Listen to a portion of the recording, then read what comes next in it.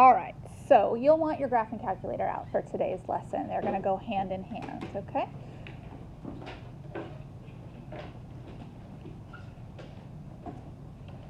So we already know how to tell how many roots a function should have because it's the same as its degree, right? The degree of the function equals the number of roots or the number of x-intercepts or solutions. Now there are different types of roots. There are rational roots and there are irrational roots. Let me explain the difference between the two. Okay, rational roots. A rational root you can see easily on a graph. In other words, it's crossing through 3, or it's just very clear on the graph.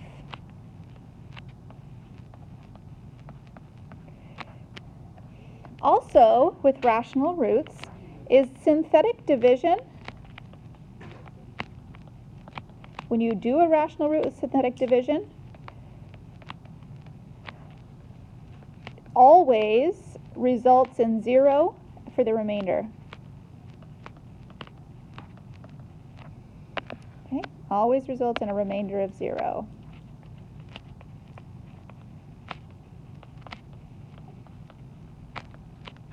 So those are two big things to know about a rational root. When you make a graph, it's easy to see. And when you use synthetic division in the process, the result should always turn out to be 0. If it doesn't turn out to be 0, it wasn't probably a rational root to begin with, or wasn't a root to begin with, or, heaven forbid, you made a mistake, okay, a math mistake. So an irrational root.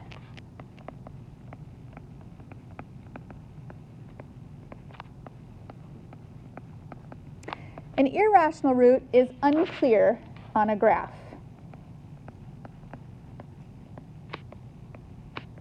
Its reason it's unclear is because an irrational root is going to be like 1.732946. And that's pretty hard to estimate on a graph because those numbers are random, and in irrational there's no repeater pattern to them.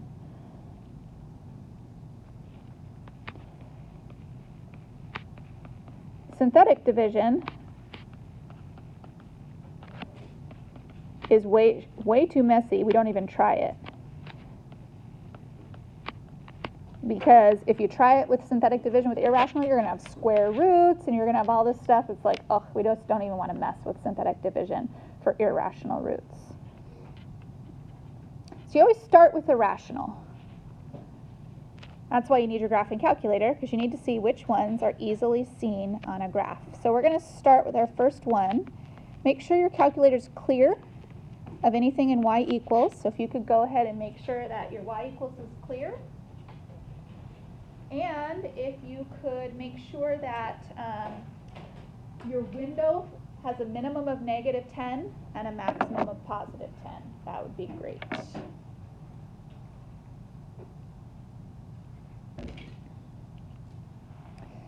The first equation you're going to work on is this one. 6x to the third minus 19x squared plus 16x minus 4. And we are going to be asked to factorize. Before you do anything, you should ask yourself, how many factors should I end up with if I'm supposed to factorize this thing? All right, well, you look at the degree. And if the degree is 3, how many factors should we have? We should have 3. Okay, remember, I promise I will give partial credit, and I would even on the open quiz you just did, even if you couldn't factor it, but you put the right number of parentheses there, I could give you partial credit, because at least I know that you know that much. All right, so we're going to factorize. Now, we're going to have 3. Some of them are going to be rational, which means they're going to cross really nicely on our graph, and some of them are going to be irrational. And so that's what we need our graph for. All right, so could you make sure to put that equation into your graph and make sure that your table or your window is set to -10 to +10, and we're going to take a look at what the graph shows us.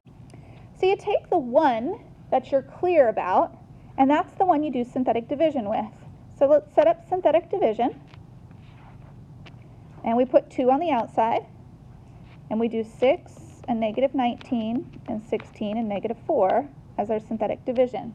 And if we were right, if 2 is indeed the place where it clearly crosses the x-axis, we should get 0 as our remainder. That's kind of a double check way. So we'll do our synthetic division. We're going to drop the 6 and carry the 12. Drop a negative 7 and carry a negative 14. Drop the 2, carry a 4. Yep, I got 0. So what do we get with the stuff that's left? Well, we got to reattach our variables here. So what goes back on the 6? An x squared. The original 6 came from 6x cubed, but after synthetic division, we go down a degree. And so now it's 6x squared minus 7x plus 2, and the remainder is 0, so I put equals 0. That problem, because it's a square, can be solved with the quadratic formula. And the quadratic formula will help us find the other 2, which are irrational roots. So we had one rational, where it's crossing beautifully, perfectly, and then we've got a couple irrational. So let's solve this with the quadratic formula. So we're going to have x equals negative b, that's negative parentheses negative 7, plus or minus the square root of b squared, so that's parentheses negative 7 squared, minus 4 times a times c, so 4 times 6 times 2, all over 2a, that's 2 times 6.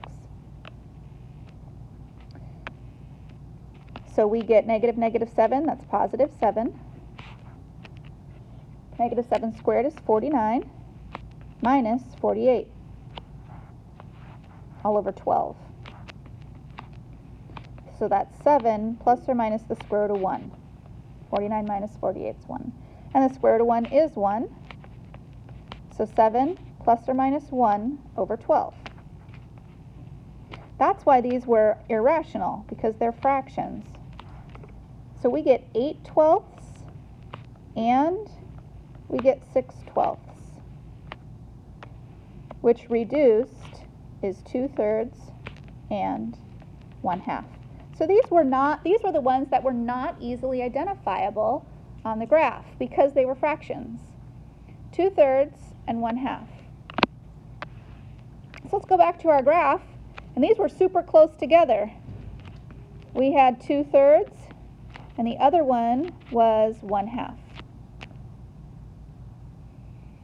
So now that I know those two, I can fill in and finish my factors, because the whole question was factorize. So we go back. The first one was 2. So x minus 2. Perfect. Done. The other one was 2/3. So x minus 2/3. Done. And the last one was 1/2. So x minus 1/2. Except we talked last week about what we shouldn't leave in our factors. You gonna be okay, Hayden? Yeah? We shouldn't leave fractions. So what should we do so that we don't have our fractions here? 2x by 3x. Multiply this one by how much? By 3, right? Multiply by 3. And the other one's going to get multiplied by 2. So our final answer in the factorization is going to be x minus 2, which was fine. Now we have 3x minus 2, and we have 2x minus 1. And that is called a factorization, or we just factorized it, and the answer is called a factorization. The moral of the story is, start with your clear one, do synthetic division. If you have another clear one, do synthetic division again, and whatever you're left with, you can apply the quadratic formula to. Yeah, Derek? Why is it x minus 2 and not x plus 2? Because we were going 2 to the right. And 2 to the right is always x minus 2. Okay? All right, let's try another one.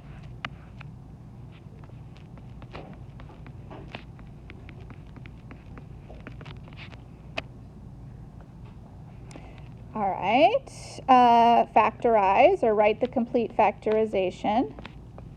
The following: 2x to the fourth minus 7x to the third minus 8x squared plus 14x plus 8. All right, so first things first, even to get partial credit. Okay, Mrs. Pfeiffer wants to know if I know how many factors there are. And because of the 4, you can write me 4 of these. I promise I will even give you one. If you got nothing else, I would still give you points for having 4. Now, some of those factors are going to be rational. They're going to be clear on our graph, and some of them are not. And so we want to take a look at our graph and see which ones we can tell.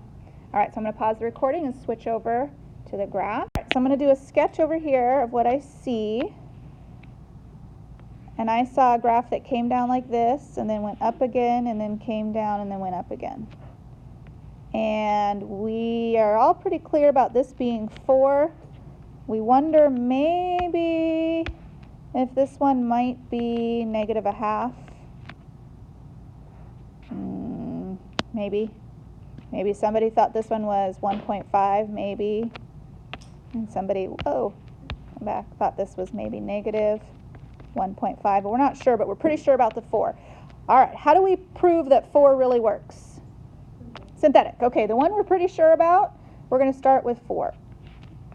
All right, so we're going to do the 4, and we'll do 2, negative 7, negative 8, 14, and 8. By the way, I'll clue you into something.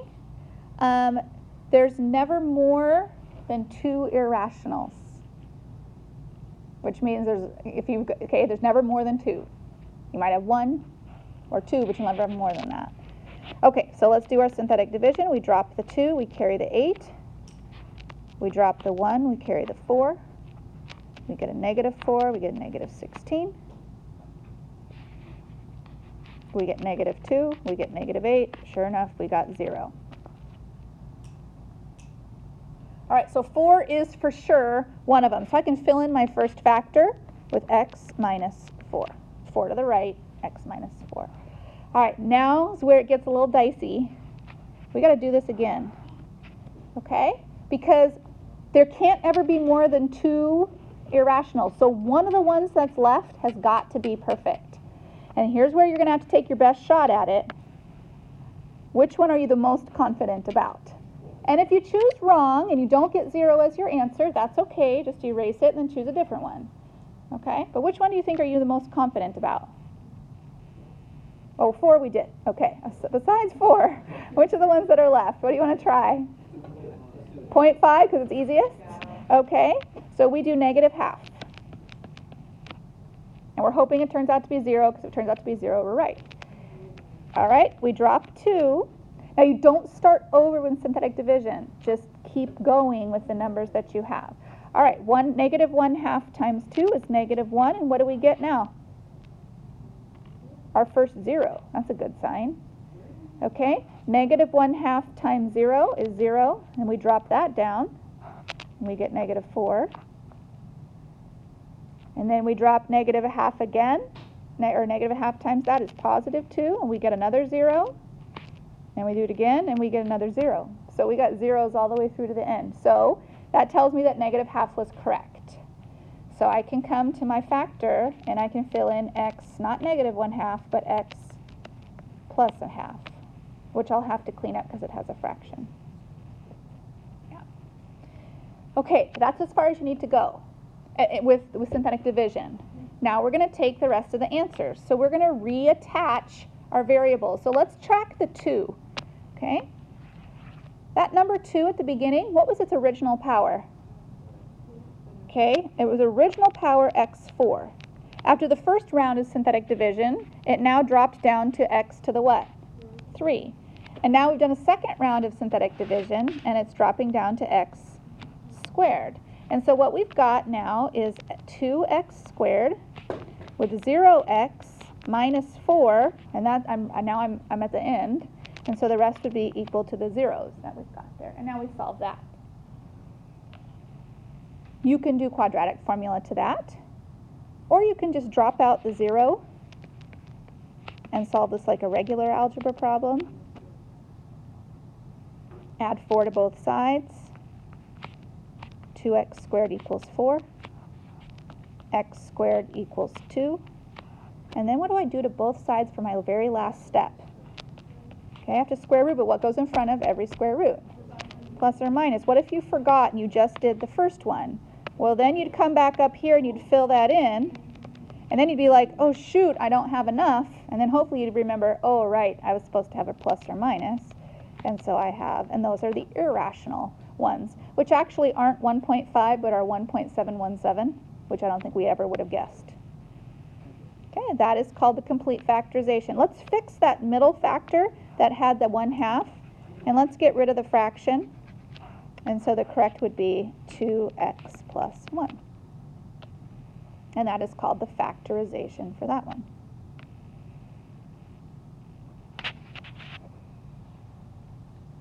Okay. Okay, one more.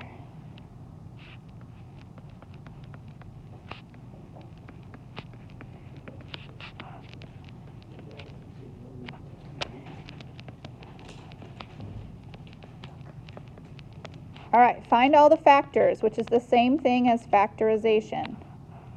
X to the third plus x to the second minus 8x minus 6. And so we know it's going to have 3. And we peek at the graph and we take a look at, well, all right, how many can we see of the rational ones on the graph? So while you're copying, I'll peek ahead. Okay, and I've got a graph. Okay, and the graph looks like this. So I'll just save you the time of doing it. This, and then down, and then here. And only one of them is very clear to me. The only one that is pretty clear is right here at -3. That is the rational root. So we'll take that. We can fill in x. Well, we better check the synthetic division first. So we check synthetic division with the number -3. So it'll be 1, 1, -8, -6. Drop the 1, carry -3. Get -2, carry a 6. Drop a -2, get a 6, get a 0. Okay? So yes, synthetic division confirmed that that rational root of -3 is the first factor, x plus 3. I can reattach my variables. This is now 1x squared minus 2x minus 2, and then you do quad formula to that. Okay? So let's finish this one with the quadratic formula. And so x is going to be equal to -b, so -2 plus or minus the square root, -2 squared minus 4 times 1 times -2, all over 2a, which is 2 times 1. So we'll have 2 plus or minus the square root of 4 plus 8 all over 2. So let's clean that up. 2 plus or minus rad 12 over 2. Now rad 12 can be simplified into 2 rad 3. We want to be able to reduce this problem, but we can't reduce it until we've made common denominators. And so 2 over 2 and 2 rad 3 over 2, that's called common denominators. A lot of people want to reduce without doing the step of common denominators, but it's important to do that so that you reduce correctly. So 2 over 2 reduces to 1, and 2 rad 3 over 2 reduces to rad 3.